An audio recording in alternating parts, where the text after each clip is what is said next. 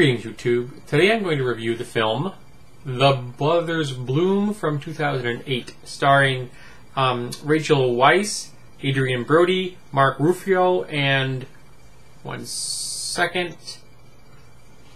Kikuchi, who is the fourth of the four main characters in the film. This is the story of two brothers who, at a very young age, become con men. This movie is a caper film. It's a drama, but it's a caper film. And I love caper movies. I always have. I think the first one I fell in love with was The Sting, but there haven't any numbers. Fun with Dick and Jane, Sneakers, another one I can think of. I need to review that. Actually, both of those films, I've got them on DVD. And in this, you have the two brothers, Stefan, the older, and Bloom, the younger. And Stefan is the person that creates the cons. And he doesn't just come up with clever ideas. These guys aren't doing three-card Monty on a street corner. He's crafting pieces of art, performance pieces, that just happen to be cons. As his brother says, he writes cons like Russian novels. There's pathos and drama. There's characters and depth. He really crafts what he's doing.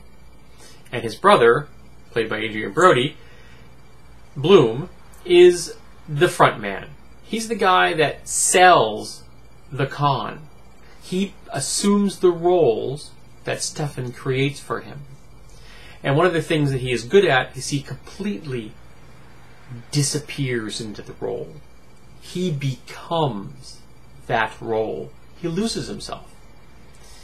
And they've been doing this for years, 25 years. And at 35, Bloom is tired of it. He doesn't want to be living the life of other people. He doesn't want to be losing himself in someone else's existence anymore. He wants to be Bloom. He wants to live a life unwritten. No scripts, no cast, no cons. Just him. But Stefan loves the con. And it isn't necessarily about the money. They don't even actually go after a lot of it in the film. It's the artistry. His goal is to create a con so perfect that it becomes reality. Now, this film is set in our era. However, it has a timeless feel, as though it's been unmoored in time, and you really can't place where it takes place, what time it is. The kids could have grown up in the 50s or the 60s or the 70s, and the era that the caper takes place in could be the 2000s, and it could be the 1980s, could be the 1970s. It has a feeling that it's unmoored in time.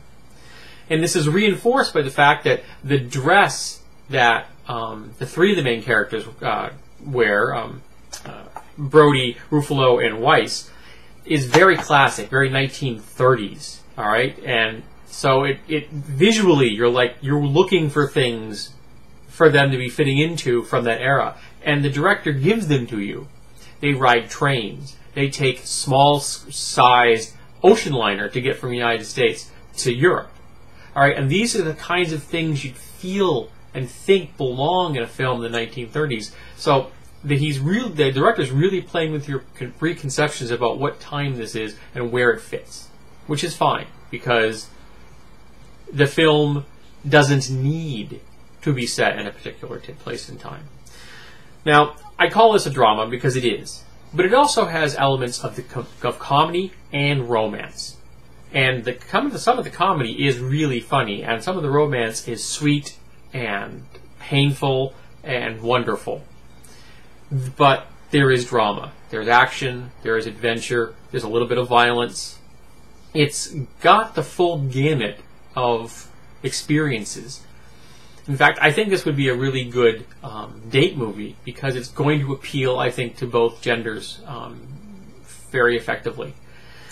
Now, the acting in this is excellent. You've got the two main males playing the brothers. You've got Weisz playing their last con, the one con that Stefan needs to pull off, and he talks Bloom into helping him. And Weiss plays Penelope, the eccentric heiress to a huge fortune. She's a genius. She can do just about everything, but she's incredibly socially awkward. And along comes Bloom, tailored to be the perfect person to pique her interest, to get her involved, to draw her in to the con. And you have the Rinko Kokuchi playing Bang Bang, the assistant to Stefan. And you always wondering through the entire film if there's a relationship beyond just, assistant going on there. But she has almost no lines in the entire movie, and she doesn't need them. She plays with her face and her body language and her actions. She doesn't need dialogue. She's this really useful person to have around if you're going to want to pull off cons. And with a name like Bang Bang, it's not surprising she likes explosives. Now, the writing in this movie is laser sharp. It is very well done. And the lines are delivered well. The characterizations are excellent.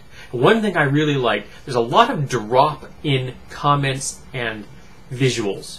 Things that are interactions between the characters that have nothing to do with us, the viewer. And you are never let in on the secrets. There are things that are alluded to and hinted at, and you never find anything out about them. And I loved it. That level of mystery, that level of depth of texture, made these characters seem real. Because right here and right now, if people who have watched a number of my videos, you and I know things about each other. Alright? So if we have an exchange, someone that doesn't know us is not going to be privy to everything that we are discussing. We don't have to fill the blanks in because we have a connection. And that's what the director does here. These people have connections with each other, at least the three main characters do, because they're a con team. And so they have a shorthand that works with each other, which makes perfect sense. We don't need to know about it, because they're not going to explain it to each other, and explaining it to us would be absurd. So these little hints, these mysteries, are just very entertaining. I really enjoyed them. There weren't many of them, but I treasured every one I encountered. And no, I'm not going to tell you how this film ends, because it was too much fun. I'm not going to spoil it for you. But it was a thoroughly enjoyable film. Now, this is the first time I've watched this, so I actually haven't had a chance to listen to the commentary, so I'm going to have to watch it again at some point. I may do that in a few months. I don't want to see a movie too close to the last time I viewed it. But it was a great time. My wife and I both enjoyed it. She really got into the humor. She really enjoyed the laughs that were presented to the audience. And I enjoyed the caper, and I enjoyed the character of Penelope, because even though they're pulling her into this con, she's smarter than both of them. And yet she still lets herself be drawn to the con. Why? Because she's enjoying herself. Because one of the key elements of Stefan's cons, and the reason that they're not in jail, is he says the key to a great con is to make sure that at the end, everyone got what they wanted. And that's important. And I can tell you, as a viewer of this film, and as I thoroughly enjoyed it, I believe that the audience got what they wanted.